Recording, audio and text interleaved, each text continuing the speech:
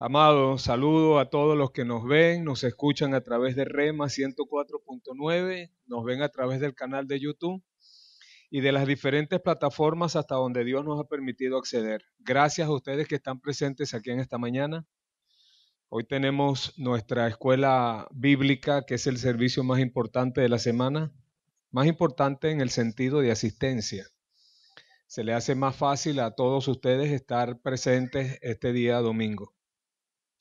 Sin embargo, como decía Eduardo hace un momento, los jueves estamos teniendo una nutrida concurrencia de hombres y mujeres que quieren aprender un poco más acerca de la palabra de Dios y recibir las herramientas que les pueden ayudar en ese sentido.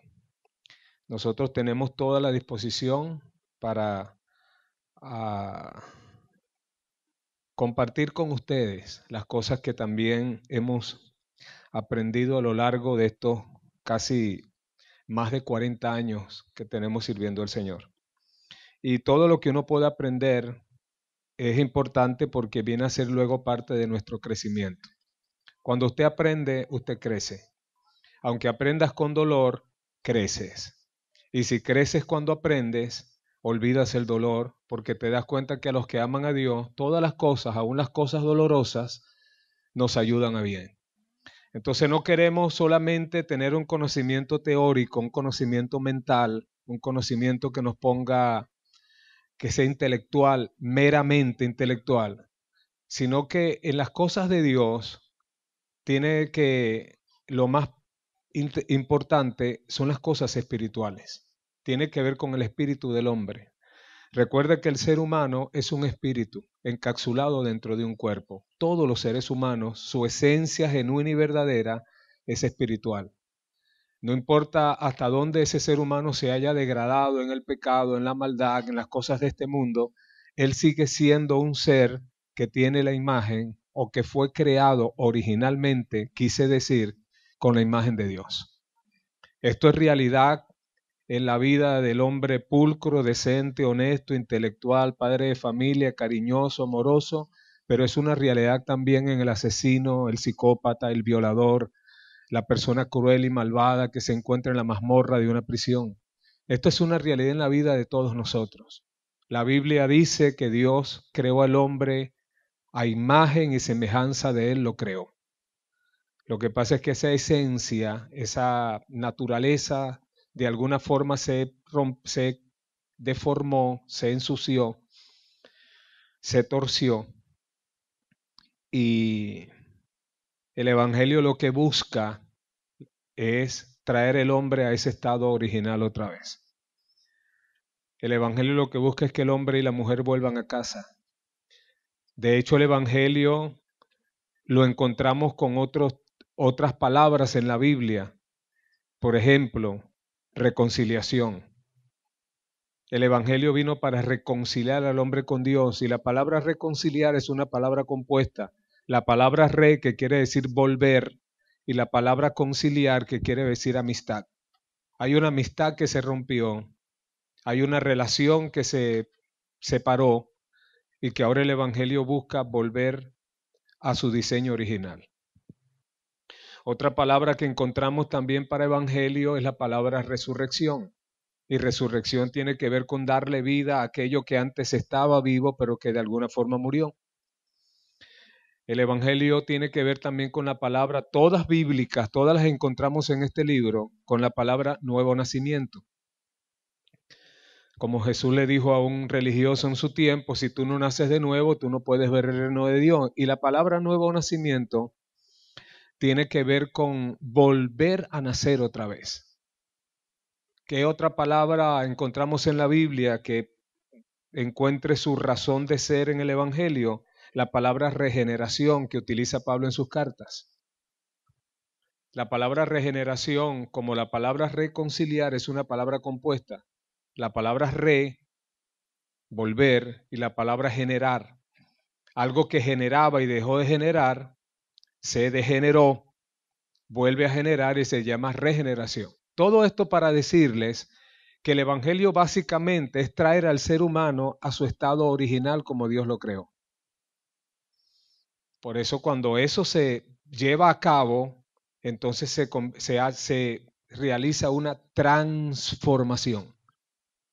Y esta persona que se encontraba en un estado de vida caótico, paupérrimo, se encontraba en un estado de vida muy disociado de la realidad, ahora viene a tener un cambio tan profundo que las personas que lo rodean y aún sus seres queridos que siempre lo conocieron, se sorprenden con el cambio que esta persona tuvo. Esa tiene que ser una realidad en la vida de todos los creyentes en Jesucristo. Algo tiene que haber pasado en nuestras vidas que nos marcó y nos marcó para bien. A través del poder del Evangelio, porque el Evangelio, como dice Romanos capítulo 1, verso 16, es poder de Dios para salvación.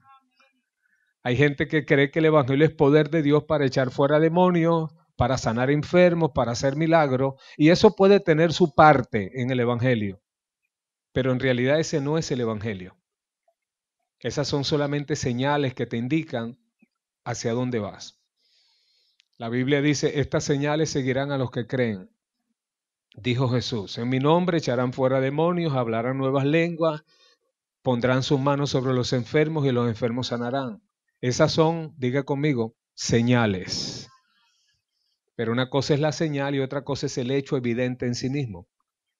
El Evangelio es poder de Dios para salvación. ¿Cuántos son salvos? Queremos que todos sean salvos también, porque hemos experimentado en nuestras propias vidas el poder transformador, regenerador del Evangelio de Jesucristo. Entonces, si vemos las cosas en blanco y negro, Evangelio son buenas noticias. Es solamente eso. ¿Qué es el Evangelio? Buenas noticias. Es que es una buena noticia que el ser humano pueda volver a su estado original. Y lo que les estoy diciendo es una verdad, hermano, tan grande como del cielo a la tierra. No me gusta ser personal cuando predico, porque creo que el Evangelio no debe ser subjetivo. Sin embargo, nuestras propias experiencias de alguna manera nos ayudan y le dan fuerza al mensaje. No más de la fuerza que ya tiene, pero de alguna manera refuerzan eso en el entendimiento o en la visión que las personas que nos escuchan pueden tener. El ejemplo lo tenemos en la vida del apóstol Pablo. El apóstol Pablo, cuando escribe su carta a los Gálatas, les habla de una experiencia que él tuvo en el libro de los Hechos, capítulo 9, cuando camino a Damasco, a pleno mediodía, fue derribado a tierra, una luz más brillante que la luz del sol lo rodeó, y escuchó una voz del cielo que le decía, Saulo, Saulo, ¿por qué me persigues? Y ahí vino, cuando se levantó de allí, ya era otro hombre. Tuvo un encuentro con el Cristo al que él, sin saber, perseguía, porque estaba persiguiendo a los cristianos y Cristo está en los cristianos. Por eso el Señor le dijo, Saulo, Saulo, ¿por qué me persigue? Entonces, cuando él le toca años después escribir su carta a los Gálatas, Pablo hace mención de ese encuentro. Y cuando leemos el libro de los Hechos, creo que el capítulo 26 por allí, Pablo hace también mención a ese encuentro que tuvo en Hechos capítulo 9. Y creo que en el libro de los Hechos, si no me equivoco, en dos oportunidades dio testimonio de cómo había sido su vida antes y cómo luego vino a ser su vida después de conocer a Cristo. Entonces eso nos da pie a nosotros para saber que todos los creyentes tenemos algo que contar si podemos bien separar y hacer diferencia entre lo que pasó antes de Cristo y lo que está pasando ahora en Cristo. Creo que cada creyente tiene que tener eso bien definido. Porque si uno habla con un creyente que te dice, bueno, hermano, yo soy creyente, pero mira, yo no sé ni desde cuándo yo soy creyente. Yo ni sé cómo me hice creyente. No, un creyente que no puede definir qué fue lo que le pasó, tiene un gran camino que recorrer, porque tal vez no ha empezado todavía. Nosotros estamos conscientes de que algo pasó, en algún momento pasó, que nos cambió la vida. Y cuando hablo de un cambio de vida, no fue que cambiamos de religión, porque eso es relativamente fácil hacerlo. Estamos hablando de un cambio en todos los sentidos. Y aunque yo sé que no podemos meter a todo el mundo dentro de una misma horma, porque cada quien tiene su propia experiencia personal, tiene su experiencia personal. Y eso debemos tenerlo claro. Les decía con respecto a ser personal que yo recuerdo que una vez llegué a mi casa en Caracas, al apartamento donde vivíamos, tenía muchos días que no iba para la casa, y abrí la puerta del cuarto de mi mamá, la casa estaba sola, y abrí la puerta con cuidado a ver si mi mamá estaba allí. Sí, mi mamá estaba sentada en la cama, sentada en el medio de la cama, en el centro de la cama con las piernas recogidas, jugando con una muñeca. Ella volteó, me vio y siguió jugando. No me paró, no me reconoció, no me prestó atención. Tenía un problema grave de psicológico, de psiquiatría, a causa de la situación en la que nosotros vivíamos. Mi hermano Julio César estaba preso, yo estaba en malos caminos, mi hermano Nelson, somos 7 hijos, 3 varones y 4 hembras. Mi hermano Nelson también estaba metido en problemas y eso la llevó a ella a un estado así como yo la vi. Y en ese momento les cuento esto porque yo no sentí absolutamente nada por ella. No sentí nada. Yo estaba muerto. En ese momento pensé, ¿por qué yo no siento nada? Es terrible, hermano. Hay personas que hemos llegado en algún momento a una condición inhumana. Por eso uno en el mundo, en el pecado, sin Dios, uno es capaz de hacer cualquier cosa. Y a veces la gente pregunta, ¿cómo es posible que esta persona, que esta mujer haya hecho esto, que este hombre? Mire, el ser humano, después que cayó con Adán en el huerto del Edén, su alma se torció de tal manera que el ser humano es capaz de cualquier cosa sin Dios. Y les cuento esto para que, por un lado, porque me ayuda a reforzar lo que estoy diciendo y lo que estoy viviendo, y por otro lado, como un testimonio. Hay cosas, el enemigo vino para hurtar, para matar y para destruir. Y nos mata y nos destruye en todos los sentidos. Estuve hablando una vez con un doctor, un hermano que es doctor, que es científico, y él me estaba hablando acerca de los químicos que se desatan en el cerebro.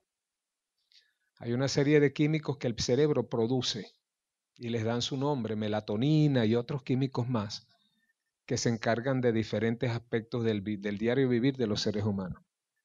Y él me dijo que yo ese químico de los sentimientos, de las emociones, del cariño, en mí estaban totalmente muertos, tal vez por causa de las drogas, que ya yo tenía más de 15 años consumiendo todo tipo de drogas. Había llegado a un estado en que yo no sentía nada si no me las inyectaba directamente.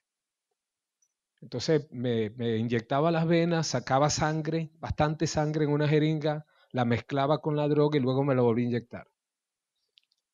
Una cosa que ningún ser humano en su sano juicio hace eso, pero hasta allá hemos sido llevados algunas personas en esa búsqueda de algo que no sabemos qué es lo que buscamos. Porque yo estoy seguro que el ser humano busca algo que no lo puede encontrar en la belleza, porque personas muy bellas se han suicidado, que no lo puede encontrar en el dinero, ni en la fama, ni en el poder, porque eso que la persona busca tiene una respuesta meramente espiritual, porque el ser humano en su esencia es un espíritu. Así que nada en este mundo podrá satisfacer las necesidades del ser humano a menos que no sea puesto en contacto de nuevo con su esencia de donde Él viene. Y el hombre no viene de la tierra, lo que vino de la tierra fue su cuerpo, y al polvo tiene que volver un día. El hombre viene del cielo, el hombre viene de más allá de las estrellas, el hombre tiene su origen en Dios. Y solamente cuando vuelve a Dios, viene a tener de nuevo sentido de armonía con Él mismo. Por eso Jesús dijo, amarás a Dios con toda tu alma y a tu prójimo como a ti mismo. Entonces, ese amor a Dios, ese amor a nosotros mismos, que luego se refleja en el amor a los demás, porque las personas que manifiestan que no aman a su prójimo es porque ellos no han aprendido a amarse, y cuando no perdonan a su prójimo es porque ellos no han aprendido a perdonarse tampoco. Todo esto lo vamos entendiendo luego en la experiencia del caminar con Dios todos los días en esto que llamamos evangelio. Y esto para mí sencillamente es maravilloso, porque yo en estas cosas pienso todos los días de mi vida. Todos los días pienso en estas cosas y estoy consciente de lo que está pasando. Como en Dios las historias no terminan mal, todas terminan bien, aunque sea en una cruz crucificado. Todas terminan bien. Luego a los que quedaron un poquito con la intriga, mi mamá se sanó completamente de ese estado de locura que tenía y tuvimos la oportunidad de compartir muchos años más, en amor, en armonía, en cariño, en respeto. De verdad que fue maravilloso, maravilloso. Entonces, cuando ella murió, yo no tuve ningún sentimiento de culpabilidad ni de remordimiento, de ninguno, de ninguno. En los últimos días de su vida, creo que hice por ella lo que nunca había hecho en toda mi vida. Y eso se lo debemos al Señor, todo, todo, todo. Entonces, los cambios que Dios produce son cambios genuinos, verdaderos, reales, dramáticos, pero son cambios que se producen. Y si nosotros somos una masa moldeable en las manos del Señor y permitimos que Dios haga con nosotros lo que Él quiere hacer, seguro que el cambio será más profundo y será más rápido. Porque todo es según el material con el que se trabaje. ¿Y sabe usted qué material es malo para trabajar? El barro. El barro. El orfebre trabaja con oro y el platero trabaja con plata. Dios trabaja con barro. Estamos hechos de ese material. Pero no se equivoque. Dios puso este tesoro en vasos de barro, dice Pablo a los Corintios. Entonces hay un tesoro que Dios ha colocado en nuestra vida. Ese tesoro es inmarcesible, es decir, no se mancha, no se corrompe, no se ensucia. Ese tesoro es atemporal, no tiene tiempo, es eterno. Ese tesoro es espiritual.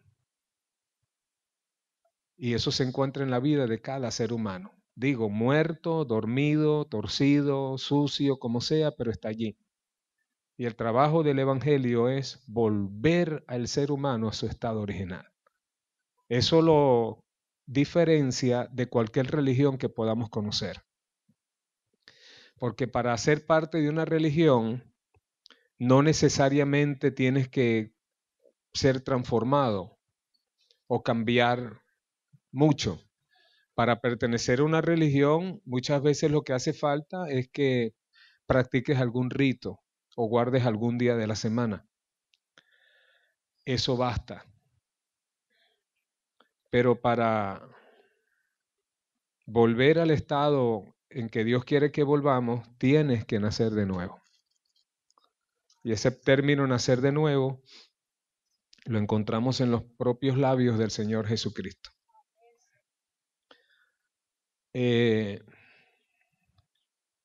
Jesús le dijo esas palabras a un fariseo. Los fariseos eran la religión tal vez más importante de Israel en el tiempo de Jesús. Antes de Jesús, Y mucho tiempo después de Jesús existieron los fariseos.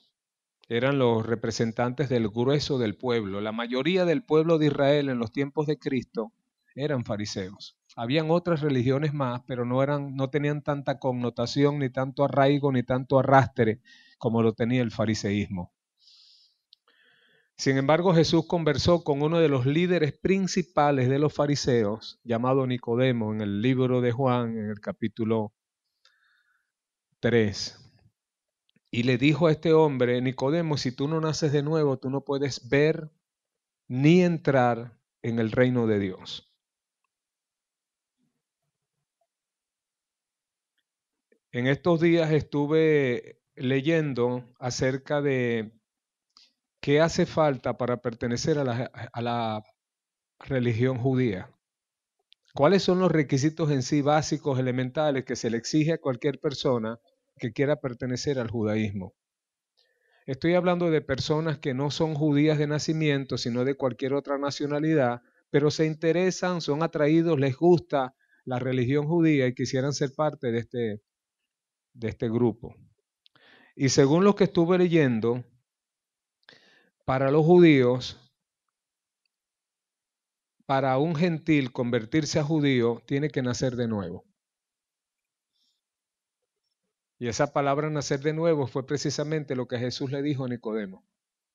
Sin embargo, seguí estudiando para ver qué concepto tienen los judíos de nacer de nuevo. Y para ellos nacer de nuevo, a mi modo de ver, no es como lo es para nosotros. Para ellos nacer de nuevo sencillamente es guardar el Shabbat, circuncidarse y practicar algunas cosas. Sí, guardar las fiestas. Pero ellos comienzan, creo que por 7 mandamientos, y luego esos 7 mandamientos hasta que llegan a los 613 mandamientos, que es lo que se le ordena a un judío. Sin embargo, ahí nunca se habla de un cambio interno, de una transformación interna, nunca. Lo que Jesús le dijo a Nicodemo precisamente fue eso, porque Nicodemo ya guardaba toda la ley, era un maestro, enseñaba la ley, era doctor, defendía esa ley ante los tribunales, era abogado, y además de eso pertenecía al Tribunal Supremo de Justicia Superior de Israel, pertenecía al Sanedrín, que estaba compuesto por 70 ancianos. Sin embargo, Jesús le dijo a este hombre que guardaba meticulosamente la ley: tienes que nacer de nuevo. Y sabemos que a lo que Jesús se refería en ese momento era a lo que estamos conversando hoy, a la obra poderosa que hace el Espíritu Santo en el corazón de aquellos que tienen fe. Es una obra transformadora y regeneradora. Si hay algo que nosotros disfrutamos, los predicadores, y creo que todos los creyentes, es ver vidas venir a los pies de Cristo y ser transformadas por el poder de Dios, porque es una experiencia única, es una experiencia que solamente esa persona está viviendo dentro de ella y que es una realidad que supera todas las demás realidades. Supera tanto las realidades externas que muchas veces no importa cómo estés por fuera, por dentro estás lleno de gozo. O como dijo el salmista, el justo tiene un banquete continuo delante de él. O como dijo el salmista en el Salmo 23, aderezas mesa delante de mí en presencia de mis angustiadores. Unge mi cabeza con aceite y mi copa está rebosando. Y esos pasajes y esos textos, muchos más que podríamos repetir hoy aquí, tienen que ver con la experiencia interna de la comunión con Dios que ese hombre, esa mujer, ese anciano, ese niño han alcanzado a través del Evangelio que se realiza a través de una persona, Jesucristo. Él es el camino, Él es la verdad y Él es la vida. Él es la puerta para entrar a la presencia del Padre. Él es el todo en todos. Es por eso que Jesucristo se yergue y emerge como la figura más importante históricamente hablando. Es por eso que Él fue el único ser humano que dividió la historia en dos. Después de Él se dice antes de Cristo y después de Cristo. Jesucristo es el personaje no solamente más importante, más famoso en todo el mundo. Más famoso en todo el mundo. Los profetas del Antiguo Testamento eran hombres famosísimos y entre el pueblo de Israel, la figura de Aarón, la figura de Moisés, la figura de Abraham, la figura de Isaac, de Jacob, de los profetas, tienen mucha importancia. Pero yo creo que el judío más famoso se llama Jesús de Nazaret, indudablemente. Y paradójicamente, ellos no lo quieren. Qué misterio, ¿verdad? Qué cosa. Con razón dice la Biblia en el libro del profeta Isaías, un profeta que escribió 650 años antes de que naciera Jesús. Él dijo que Dios puso estupor en el corazón de su pueblo para que viendo no vieran y oyendo no oyeran. Y Jesús en un día le citó esas palabras de Isaías precisamente a los líderes religiosos de su momento. Les dijo, bien profetizó de vosotros el profeta Isaías, diciendo, he aquí que este pueblo he llenado de estupor en sus ojos para que viendo no vean y oyendo no vean y oyendo no oigan, para que con el corazón se conviertan y yo los salve. Y esas palabras de Cristo son importantísimas con respecto a la predicación del Evangelio, porque los ritos, las ceremonias y las liturgias que una persona puede hacer o practicar para pertenecer a un círculo religioso no tiene que ver precisamente con lo que pasa en el corazón. Un rito, una liturgia, tú lo puedes hacer porque lo ves, porque lo sientes, porque lo oyes. Pero Jesús dijo que Dios cegó el entendimiento de ellos para que con el corazón creyesen. Por eso el apóstol Pablo después, escribiendo a los romanos, con gran maestría les escribió que no tienes que ir al cielo a buscarlo, que no tienes que descender al abismo por él, que cerca de ti está la palabra, la salvación en tu corazón y en tu boca. Si confiesas con tu boca que Jesucristo es el Señor y que Dios lo levantó de los muertos, pues ese es el mensaje del Evangelio. Sin resurrección no hay salvación. Así que Dios levantó a Jesucristo de entre los muertos para vindicarnos, para justificarnos, porque todos teníamos que morir, pues Él murió, pero Él murió y resucitó por todos. Es lo que dice Pablo en Romanos capítulo 5. Y por todos murió y por todos resucitó, de tal manera que Él se convierte en nuestro bendito y eterno Salvador y el que nos lleva y nos presenta limpios, santos y sin mancha delante del Padre.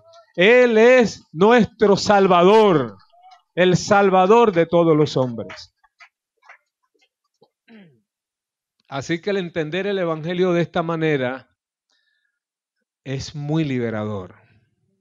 Nos bendice mucho. Me parece que es posible que por no tener este entendimiento tan claro de lo que es el Evangelio, muchas personas se ven muy limitadas en el testimonio que ellos pueden dar acerca de su fe.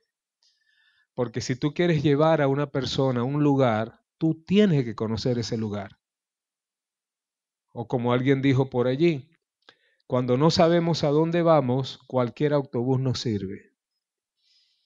Pero cuando tú sabes hacia dónde vas, cuando tú sabes dónde estás, cuando tú sabes lo que Dios ha hecho contigo, para ti va a ser muy fácil comunicar a Jesucristo, porque tú tienes una experiencia. Diga conmigo, el que tiene una experiencia jamás estará en desventaja frente al que solo tiene un argumento.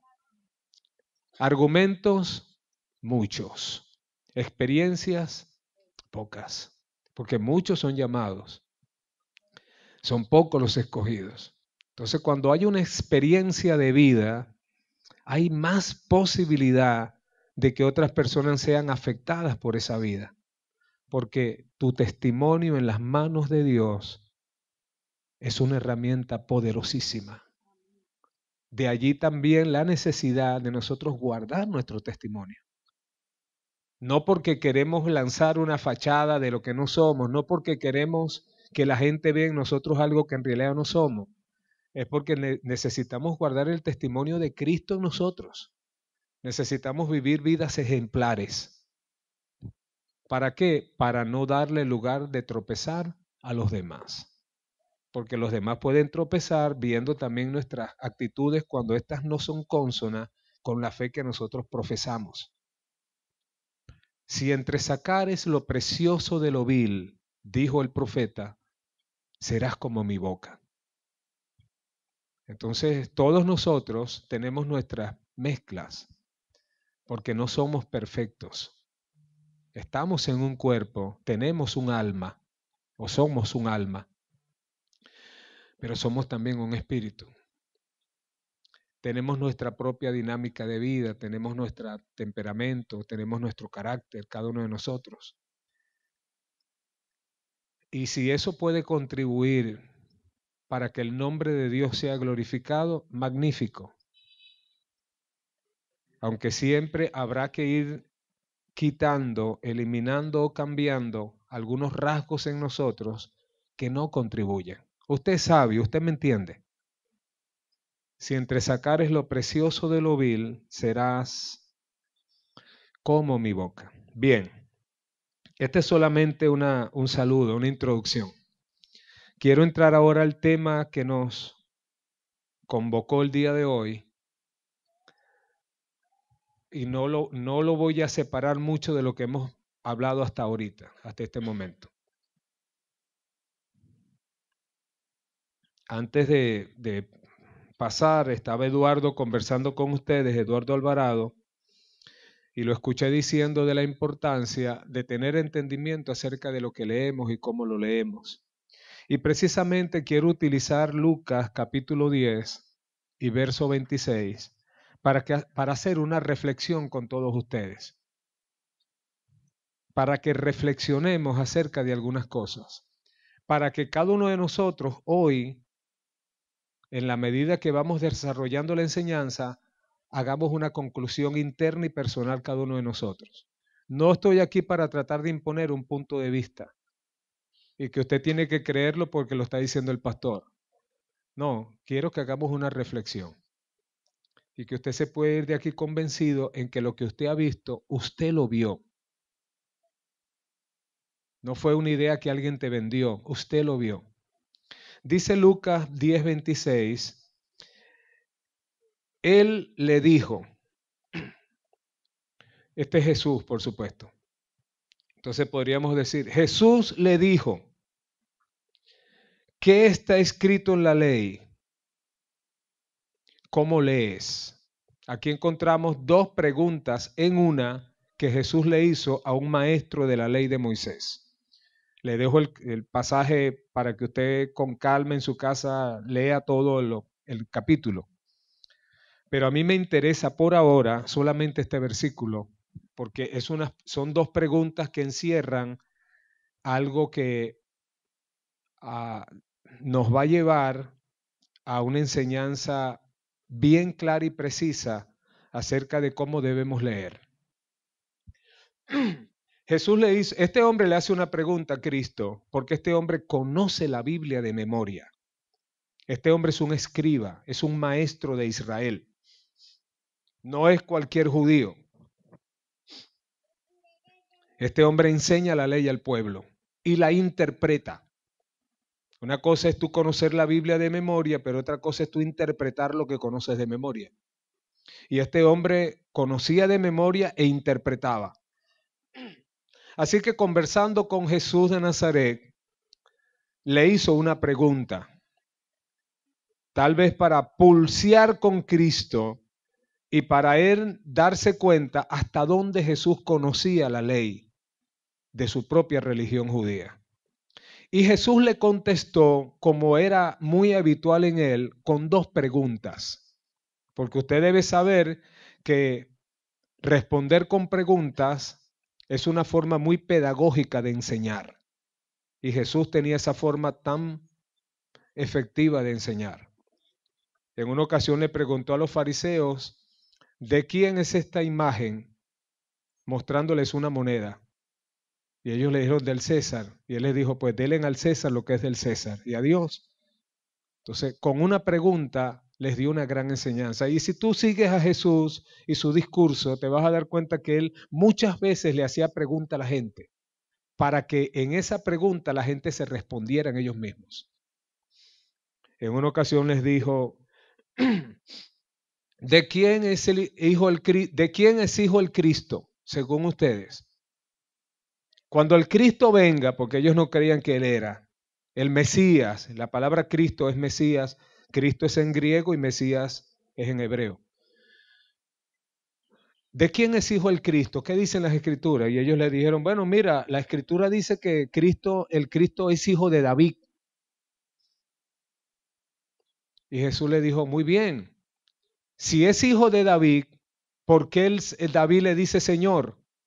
Cuando escribió un salmo, dijo el Señor a mi Señor, siéntate a mi diestra hasta que ponga a tus enemigos por estrado de tus pies. Entonces ellos se rascaban la cabeza y decían, verdaderamente no habíamos visto eso.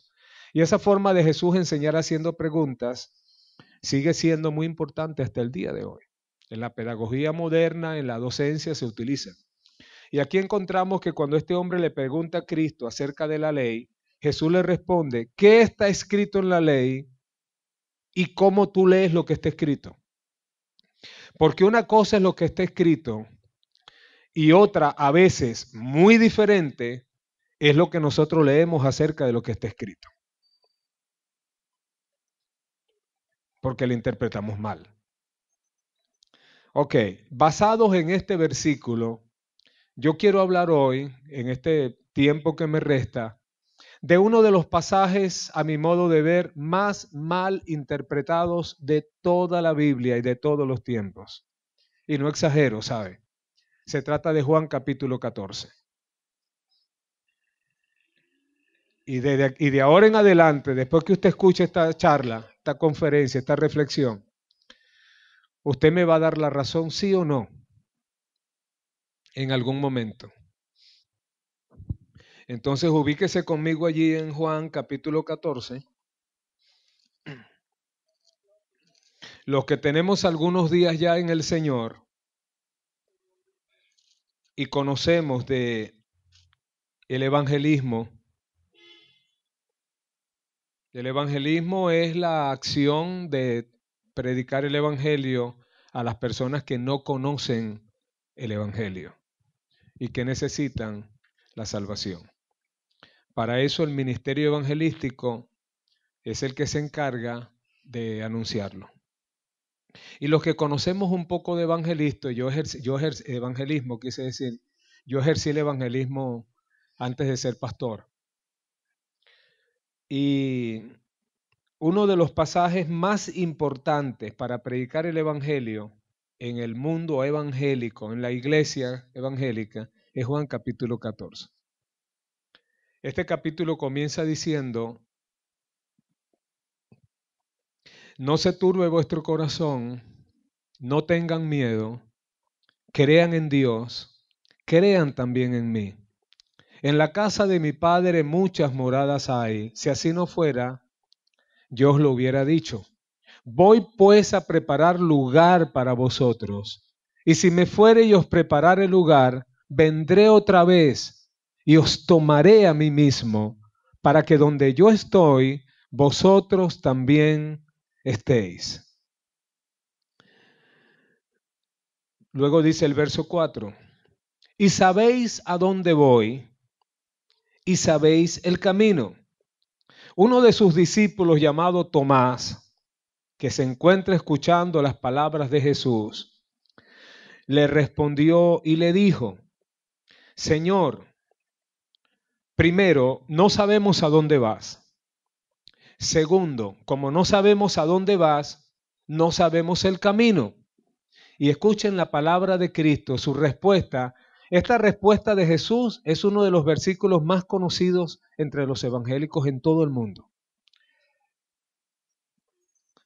Jesús le dijo, verso 6, yo soy el camino y la verdad y la vida, y nadie viene al Padre sino por mí.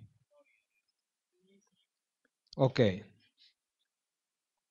Todo el pasaje es importantísimo. Yo voy a tocar algunos versículos así muy salteados para no extender mucho el tiempo. Pero este capítulo se usa generalmente y mayoritariamente para enseñar acerca del rapto de la iglesia. Para las personas que no saben qué es el rapto de la iglesia, ¿cuántos no saben? Alce su mano para hablar con usted. Alce su mano sin temor, con confianza. El rapto de la iglesia, asumo que los demás lo saben. Ok. Tristemente lo saben. Lamentablemente lo saben. El rapto de la iglesia es una doctrina eh, eh, cristiana, evangélica, que a nivel mundial enseña que la iglesia en un momento determinado, es decir, los creyentes todos, van a desaparecer de la faz de la tierra.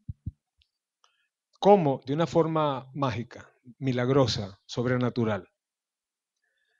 Van a ser abducidos.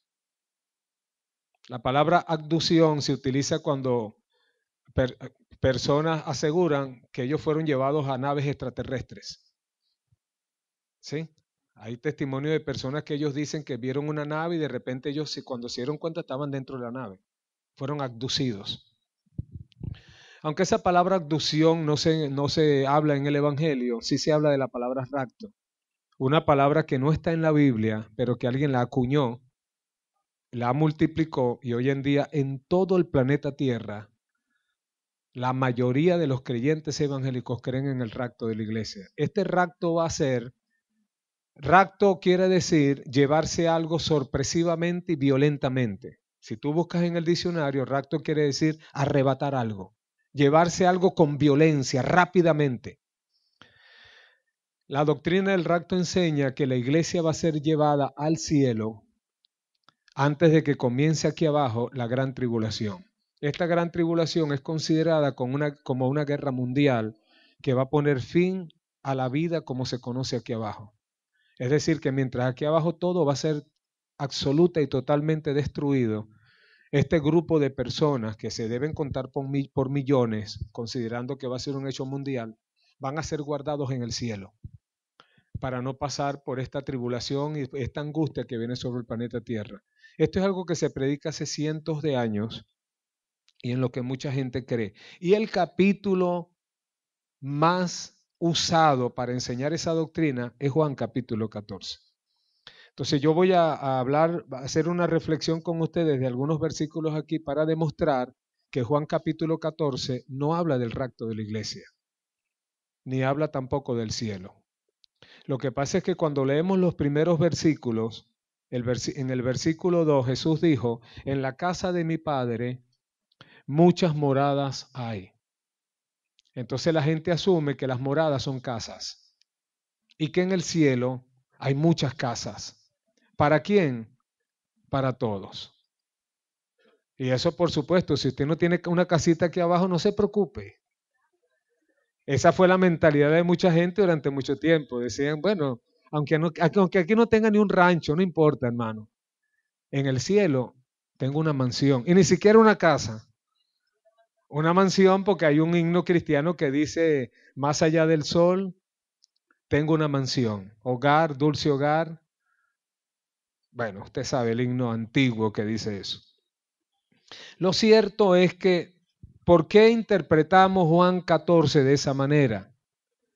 Porque lo leímos de esa manera. Jesús le preguntó al intérprete de la ley cómo está escrito y cómo tú lees.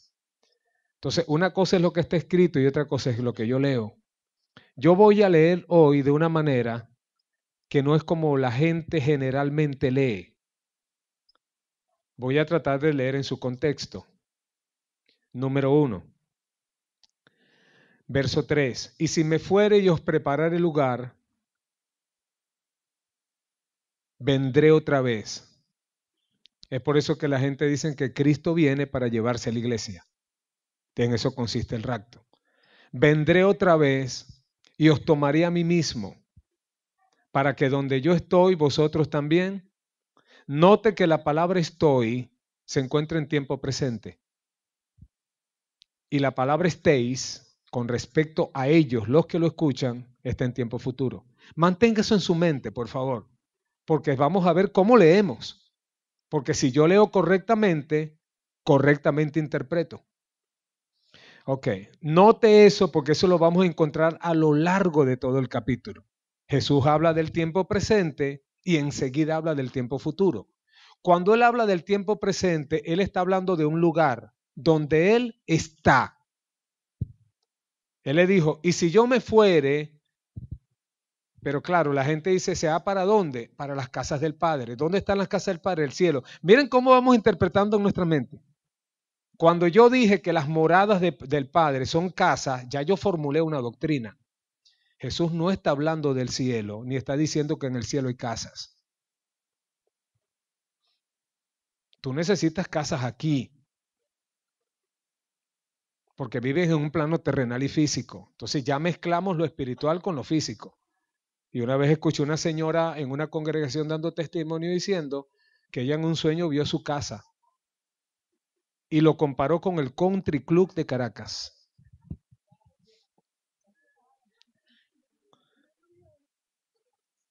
Entonces ya tú ves cómo la mente se va adaptando la Biblia a lo que la mente ya interpreta.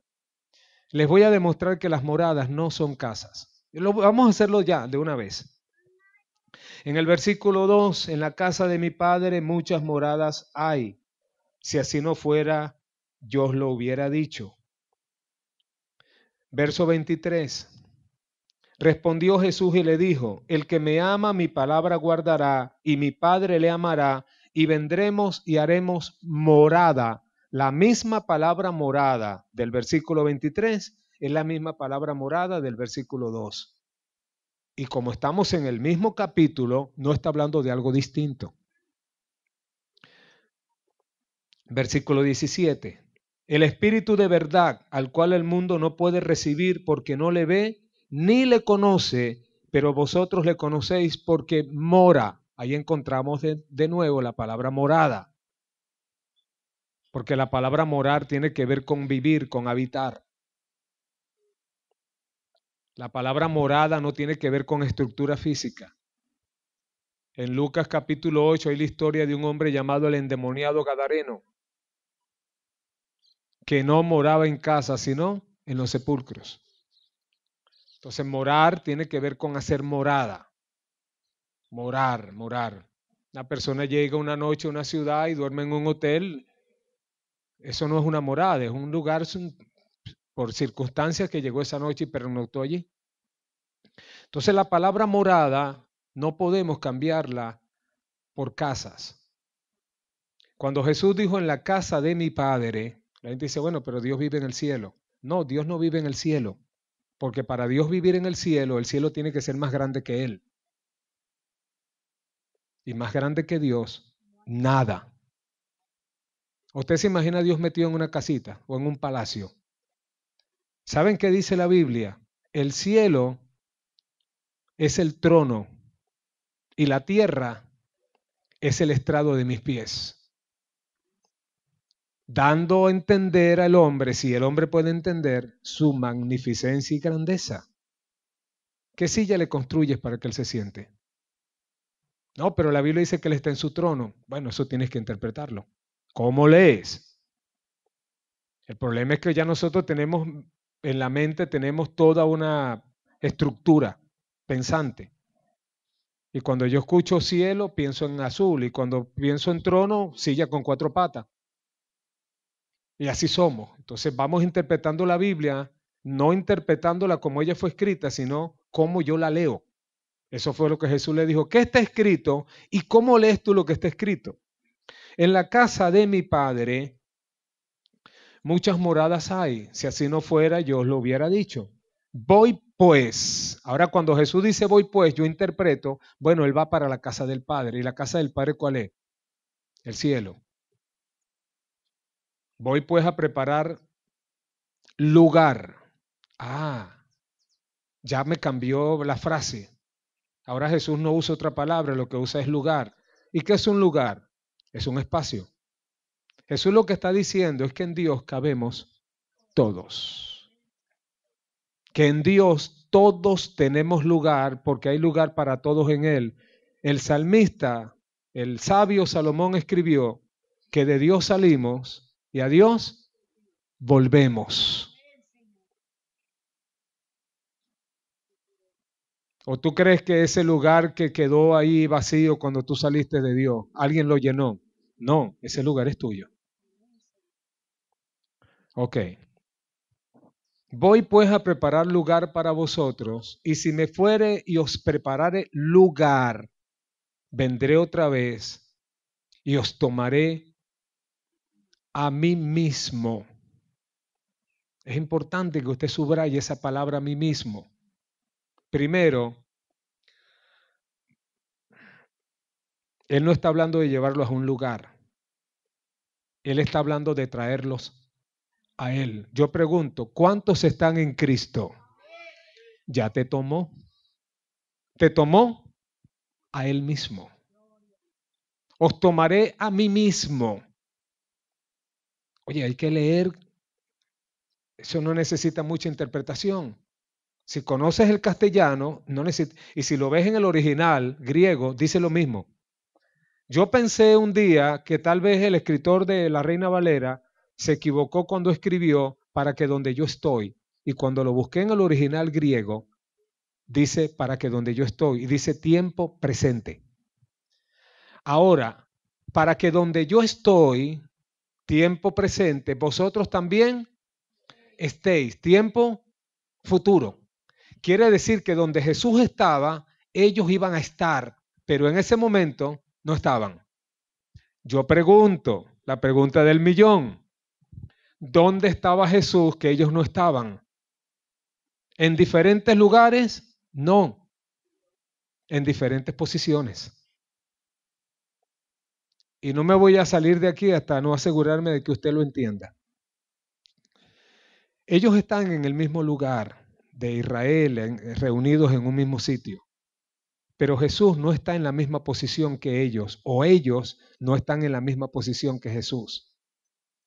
¿Por qué? Porque ellos están muertos en delitos y en pecados como toda la humanidad. Ellos están en el primer Adán.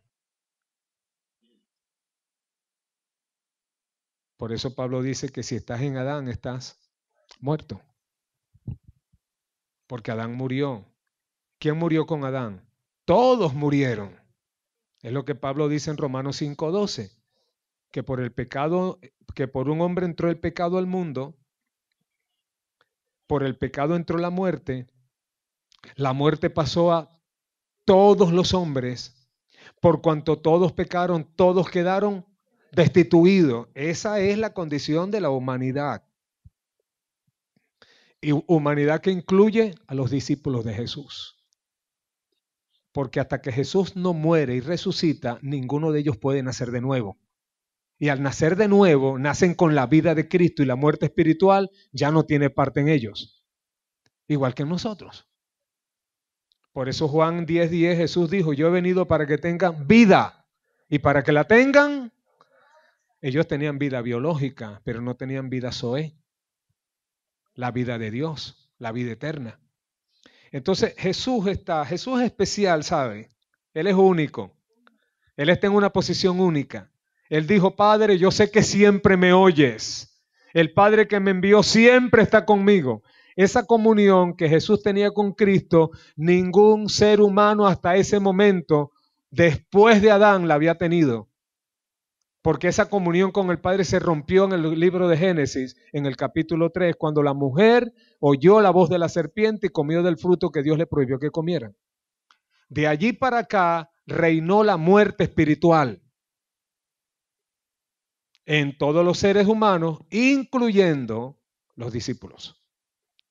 Entonces él dijo, muchachos, yo voy a preparar lugar para vosotros y si me fuere y os prepararé el lugar, vendré otra vez y os tomaré a mí mismo. Esa ida de él para algún lugar se trataba de la sepultura. Y esa venida de él se trataba de la resurrección.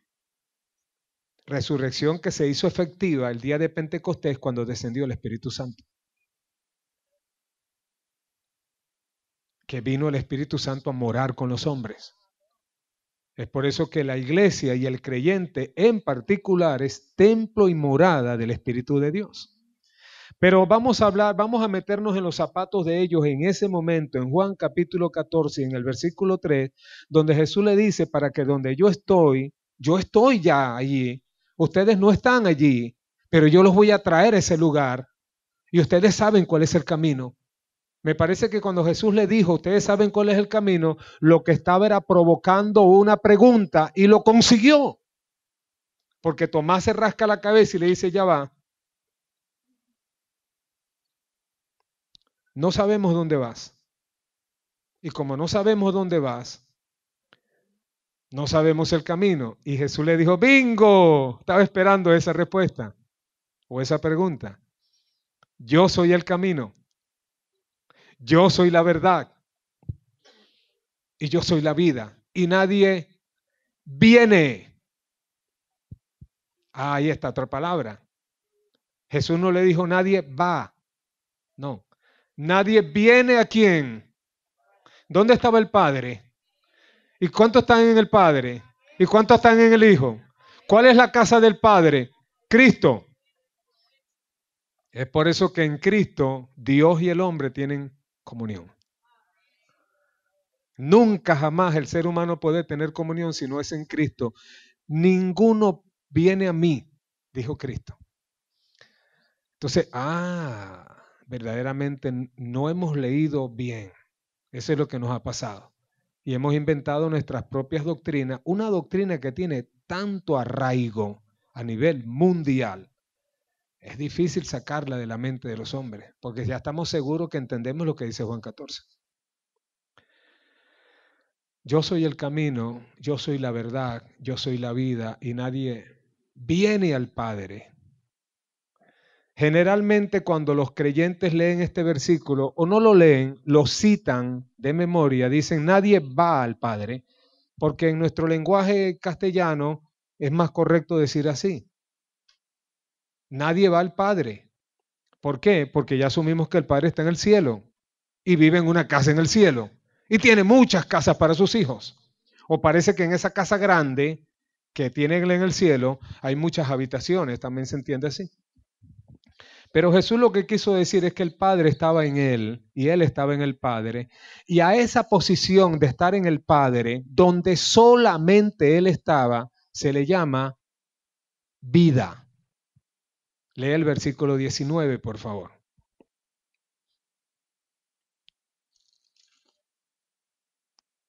Todavía un poco y el mundo no me verá más. Yo pregunto, ¿cuánto?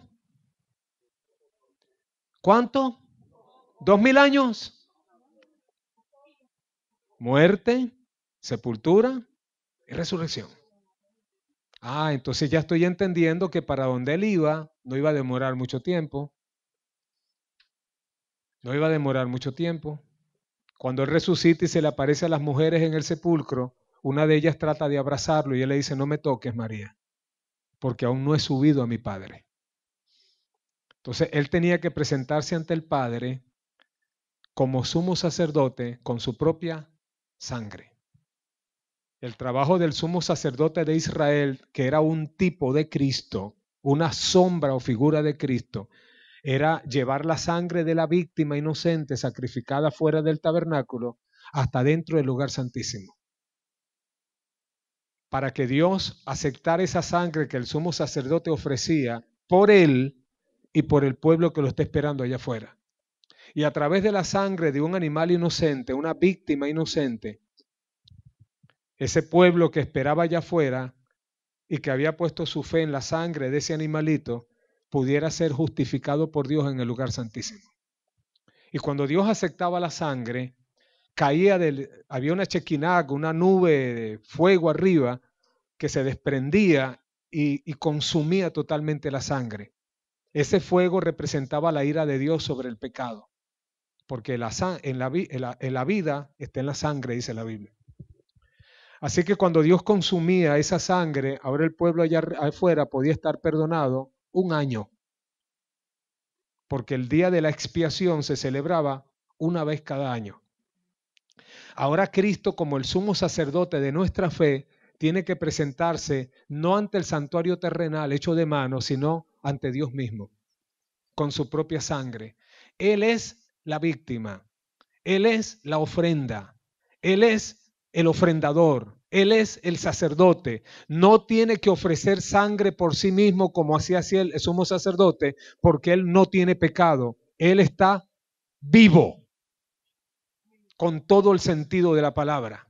Él no participó de la muerte espiritual de Adán y de Eva, porque Él nació por obra y gracia del Espíritu y eso lo convirtió exactamente igual que el primer Adán. Por eso Pablo dice que Cristo es el último Adán.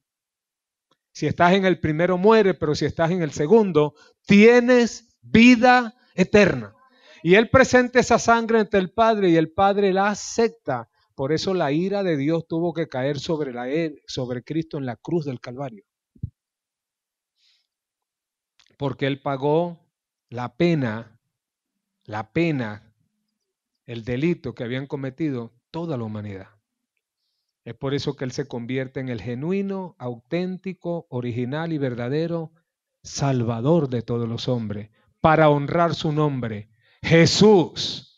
El ángel le dijo a María, le pondrás por nombre Jesús, porque Él salvará a su pueblo de sus pecados. Ahora Cristo dice, yo soy el camino, yo soy la verdad, yo soy la vida, nadie viene al Padre si no es por mí. Les dije que en el versículo 3 de Juan 14 Jesús dijo, para que donde yo estoy tiempo presente, vosotros estéis tiempo futuro. Y en el verso 19 del mismo capítulo Jesús dijo, porque yo vivo tiempo presente, vosotros viviréis tiempo. Entonces, cuando Él dijo donde yo estoy, Él está en una posición de vida, compárelo con el 19. Y para que vosotros estéis, ¿dónde ellos van a estar? Para que vosotros viviréis. Compare la palabra estoy con la palabra vivo del 3 y el 19. Compare la palabra estéis con la palabra viviréis del 3 y 19. Es lo mismo. Lo que ellos no estaban era en la misma posición porque Jesús está vivo. Jesús no conoce la muerte espiritual. La Biblia dice, al que no conoció pecado, 2 Corintios 5, 21. Al que no conoció pecado, por nosotros Dios lo hizo pecado. ¿Por qué Jesús no conoció pecado? Porque Jesús no nació de voluntad de varón ni de mujer, si no hubiera nacido pecador como todos los seres humanos. ¿O por qué usted cree que el Salmo 51 dice, en pecado me concibió mi madre? Porque el pecado viene de la concepción. El pecado no viene de lo que el hombre hace después que nace. El hombre no es pecador porque peca. El hombre peca porque es pecador.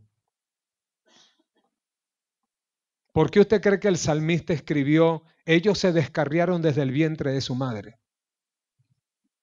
Porque el salmista está hablando del descarrilamiento que el hombre trae desde antes de nacer. ¿De dónde heredó esa condición? De su primer padre, Adán. Por eso Jesús le dijo a los judíos de su tiempo, si vosotros no creéis en mí, en vuestros pecados moriréis. Por eso Jesús dijo, el enemigo vino a hurtar, a matar y a destruir, yo he venido para que tengan vida.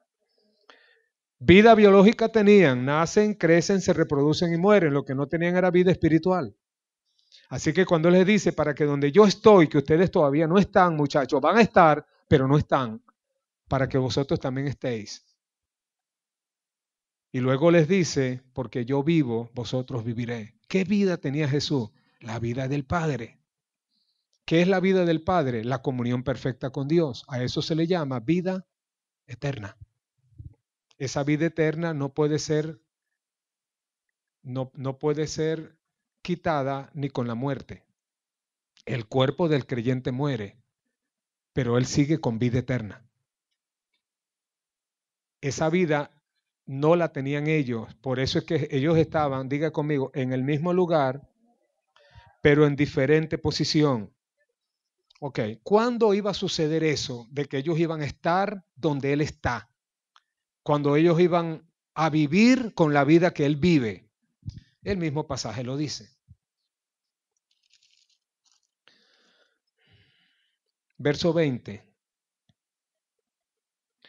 En aquel día, vamos a leer el 19 para leerlo más completo, con un panorama más amplio. Verso 19. Todavía un poco. ¿Cuánto? Ok. Los que predican el rapto de la iglesia dicen que han pasado 2000 años, pero todavía no ha llegado. Todavía un poco y el mundo no me verá más. Y es importante eso porque mucha gente cree que va a ver a Jesús. No, porque la Biblia dice que todo ojo lo verá. ¿Dónde lo dice? En Apocalipsis. Vamos a leer el capítulo a ver qué es lo que dice. Y te aseguro que lo que dice no es lo que tú crees que dice. ¿Cómo lees? No, que está escrito en la Biblia. Ok, está escrito, no te lo niego. ¿Cómo lees? Todavía un poco y el mundo no me verá más. Estamos en el 19, ¿verdad? Pero vosotros me veréis, porque yo vivo, vosotros viviréis. Entonces, ¿cuándo ellos los iban a ver? Solamente cuando ellos vivieran. Solamente cuando ellos vivieran, ellos lo iban a ver. Ahora viene el versículo importante, versículo 20. En aquel día, que era dentro de poco, en aquel día vosotros conoceréis, por amor de Dios. Si usted tiene un lápiz, marque la palabra conoceréis del versículo 19 y marque la palabra, disculpen, ya va. La palabra me veréis del versículo 19 y marquen el 20, conoceréis. Porque les voy a demostrar en el mismo capítulo que ver es conocer, espiritualmente hablando. Bienaventurados los que no vieron y creyeron. Dice segunda de Corintios capítulo 3 verso 18, no mirando nosotros las cosas que se ven, sino las que no se ven. Si yo puedo ver las cosas que no se ven, ¿qué necesito para verlas? El conocimiento. Porque cuando tú conoces, es como cuando tú ves. Es por eso que hay un refrán que dice que el que no sabe es como el que no ve. Pero si la persona sabe, no necesita ver. ¿Lo entendemos? A nosotros se nos resulta, a los venezolanos, más fácil porque tenemos ese refrán.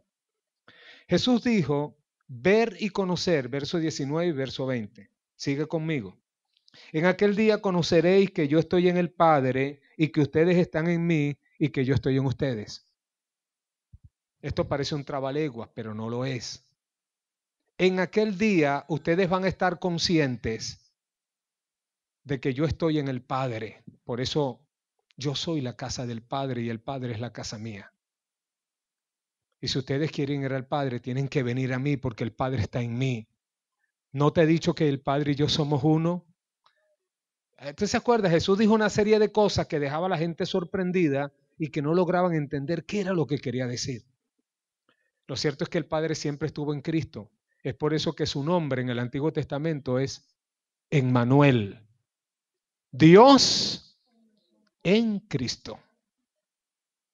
Es por eso que el creyente, después que es resucitado de la muerte espiritual, es sentado en lugares celestiales en Cristo. En aquel día ustedes conocerán que yo estoy en el Padre, que el Padre está en mí y que yo estoy en ustedes. Es decir, que en Él somos uno. Al yo no entender este capítulo de esta manera, yo voy a arrimar esto para ¿dónde? Para el futuro. En aquel día, hermano, ¿cuál día? En aquel día. Han pasado 2000 años, pero no importa, en aquel día. Porque estoy esperando un rapto. Rapto que hasta ahora no hemos encontrado.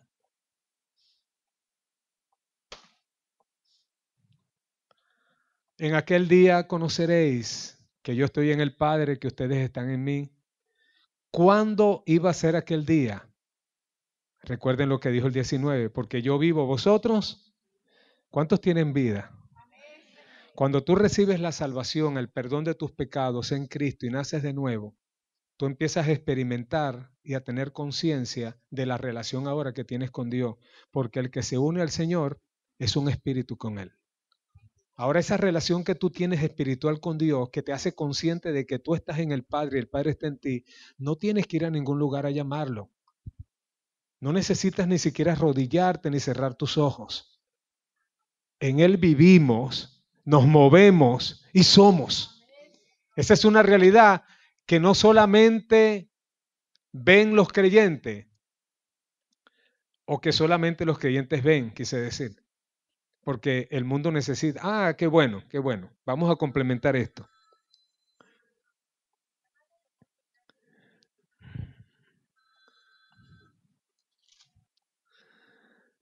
Gloria a Dios.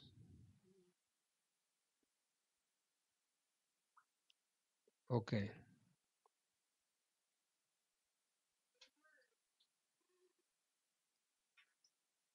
Verso 28, para complementar algo más que ya hemos visto en los versículos anteriores.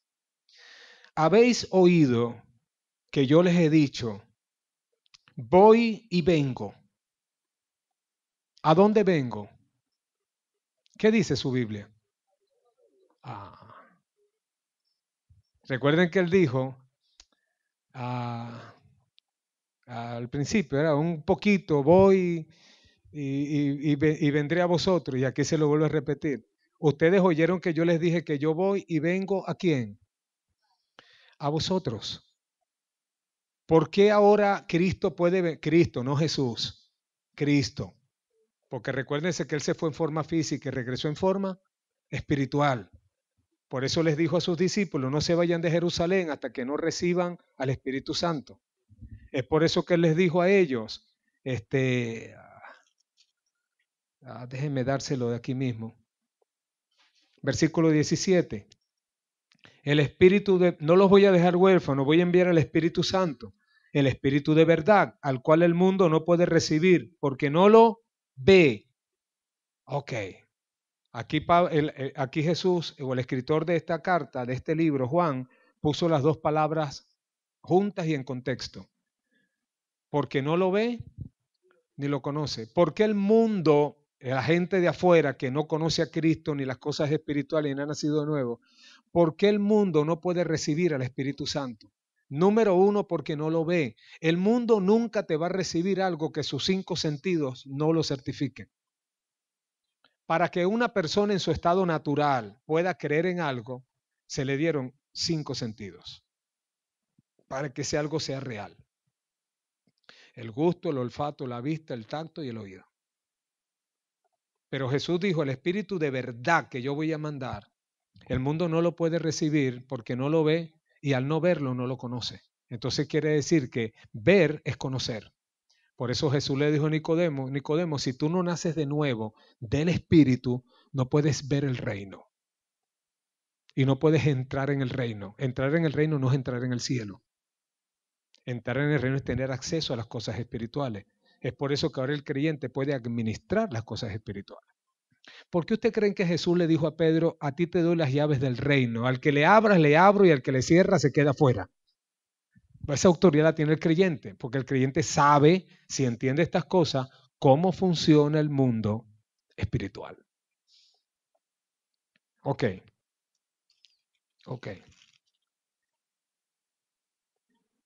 Respondió, verso 23, respondió Jesús y le dijo, el que me ama mi palabra guardará, a mi Padre le amará y vendremos a él y haremos. Ahora yo pregunto, ¿dónde están las moradas? ¿En el cielo o en el creyente? En Cristo.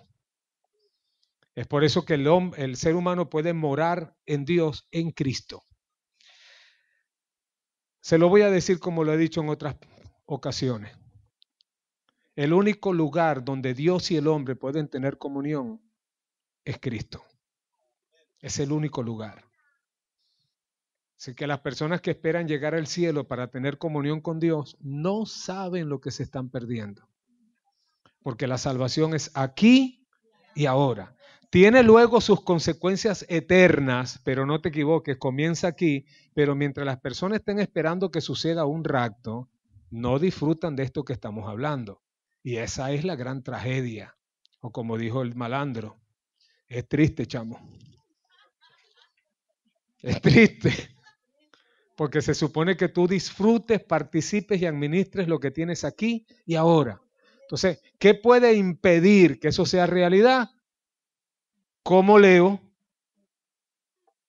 Está escrito, sí, pero ¿cómo yo lo que está escrito? Entonces, me he descubierto, lamentablemente o afortunadamente, para ayudar a alguien, que muchos de nosotros aprendimos a leer la Biblia con los lentes de otro. Entonces, alguien nos enseñó la Biblia de una manera y nosotros fuimos incapaces de tratar de leerlo por nosotros mismos. Eso es lo que nos ha cegado. Por eso Jesús le preguntó al intérprete de la ley, le dijo, ¿cómo está escrito? ¿Y cómo tú lees lo que está escrito? ¿Qué lectura utilizas tú? ¿Qué lentes te pones? Y está bien, es correcto. En el momento que una persona te enseña un pasaje bíblico y tú lo ves de esa manera. Pero se supone que en la medida que tú lo ves con más claridad, más claramente lo entiendes. Y yo creo que no estoy equivocado cuando estoy leyendo capítulo 14 de esta manera, porque no veo que hay otra manera de leerlo. Ahora, si traigo doctrinas ajenas y extrañas y trato de meterlos aquí, los acomodo muy bien. El asunto es que un texto sin su contexto bien puede ser un pretexto. Y es lo que nos ha pasado. Tenemos pretextos. ¿De dónde salen? De un texto sin su contexto. Pero cuando tú lees el versículo 3 y lo lees con el 19 y el 19 lo lees con el 23 y el 23 lo lees con el 14, vas sacando una conclusión, porque estás leyendo en contexto, no te está yendo para ninguna parte. Y aunque esta forma de entender este capítulo tan mal interpretado puede ser causa de tristeza para mucha gente, porque hay gente que dice, ay hermano, ¿y la casita qué pasó? Yo que había puesto mi esperanza en una casa en el cielo. No, por un lado te estoy quitando una esperanza que no existe o que está solamente en tu mente, pero por otro lado te brindo la posibilidad de entender dónde estás ahora mismo. Y esto es maravilloso. Por eso Jesús dijo, en aquel día vosotros conoceréis que yo estoy en el Padre, que el Padre está en mí y que ustedes están en nosotros. ¿Se acuerdan que en Juan capítulo 17 Jesús antes de ir a la cruz hizo una oración, la más larga que hizo en toda la Biblia, llamada la oración sacerdotal de Cristo? Porque Él como sumo sacerdote, genuino y verdadero, no un tipo ni una sombra ni una figura, el genuino sumo sacerdote es Cristo. Él está haciendo una oración en Juan 17 y en esa oración Él dice estas palabras. De las muchas que dijo, Él dijo, Padre, para que ellos sean uno, como tú y yo somos uno. Esas palabras se hicieron reales cuando el Espíritu Santo descendió al corazón de los hombres pecadores y los restauró y los renovó y los hizo nacer de nuevo. Porque el día que tú naciste de nuevo, okay, esto también quiero leerlo en su contexto. En Juan capítulo 3 dice que Jesús habló con Nicodemo y le dijo, Nicodemo, si tú no naces de nuevo, tú no puedes ver el reino de Dios. Es decir, no puedes entender cómo funciona el reino de Dios.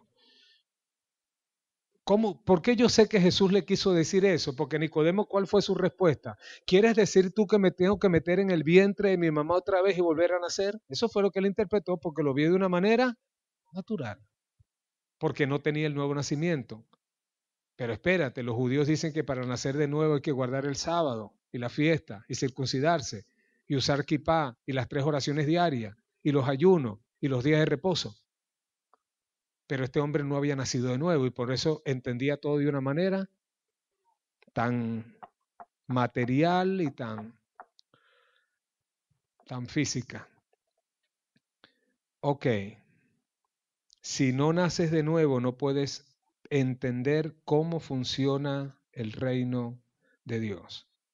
Porque cuando se nace de nuevo, ¿dónde se nace? Que usted sabe que nosotros los evangélicos también tenemos nuestra partecita, sin ser judíos. Nosotros enseñamos, tal vez no desde el púlpito, pero la gente lo asume, que usted nació en una iglesia evangélica. Y usted dice con orgullo, yo nací en Esdras 7:10. Pues no, usted no nació en Esdras 7:10. Usted nació en Cristo. Y si usted nació en Cristo, usted nació en el lugar santísimo. Así que usted no tiene que acercarse, porque usted jamás podrá estar cerca de Dios cuando estás en su Hijo. En el lugar, para tú llegar al lugar santísimo, hermano, cuesta arriba. Ahí solamente de los millones de personas llegaba uno solo, porque eso era como un embudo, cada vez era más angosto. Afuera está el atrio de las mujeres, afuera está el atrio de los gentiles. En el lugar santo pueden ir todos los sacerdotes, que eran miles de sacerdotes, porque los sacerdotes descienden de diferentes familias, los coatitas, los meraritas, los gersonitas, pero el lugar santísimo solamente tenía acceso a un solo hombre, el sumo sacerdote. Pero la Biblia nos enseña en el Nuevo Testamento que el que se une al Señor, en aquel día ustedes entenderán, cuando nazcan de nuevo, cuando tengan comunión conmigo de una forma espiritual, ustedes conocerán que ya somos uno. Yo en ustedes y ustedes en mí. Por eso dice, verso 29, ahora os lo he dicho antes que suceda, para que cuando suceda, creáis. ¿Cuántos creen? Eso es fe. Mientras yo esté viendo las cosas de una forma natural, que el cielo se va a abrir, que la iglesia va a ser abducida, mientras yo esté viendo las cosas así, hermano, yo no necesito fe. Yo necesito es ver películas y tener una mente como la de Hollywood. Tener una mente fantástica, porque todo es físico. Una de las implicaciones y la importancia y lo atractivo del rapto de la iglesia es que el creyente no va a pasar por la muerte física, porque él va a ser llevado en cuerpo y alma. Pero entonces la pregunta lógica y razonable que surge es, ¿por qué tiene que ser mi generación la que va a ser llevada? ¿Y por qué todas las generaciones pasadas, más consagradas, más santas que nosotros, que sufrieron mucho más que nosotros y que dieron su propia sangre por la fe, porque ellos no fueron llevadas? ¿Por qué la iglesia que va a ser llevada es una iglesia tan tibia y tan fría como la iglesia del siglo XXI? Porque yo quiero que así sea. Porque mi carne desea que así sea. Porque este cuerpecito no se lo van a comer los gusanos. No, no, no, no, no, no. Yo voy a ser llevado en un rapto.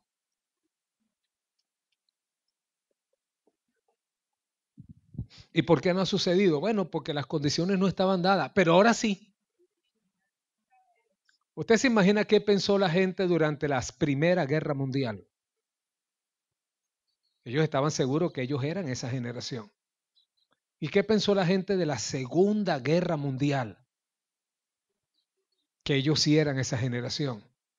¿Y qué piensa la generación de hoy? Nosotros sí somos porque está a punto de estallar la Tercera Guerra Mundial. Y así nos tienen como el burro y la zanahoria. ¿Saben? El burro que no quería caminar y entonces el hombre que iba montado le puso un palito con una zanahoria al frente. Y así llegó a la China. Pero el burro nunca alcanzó la zanahoria.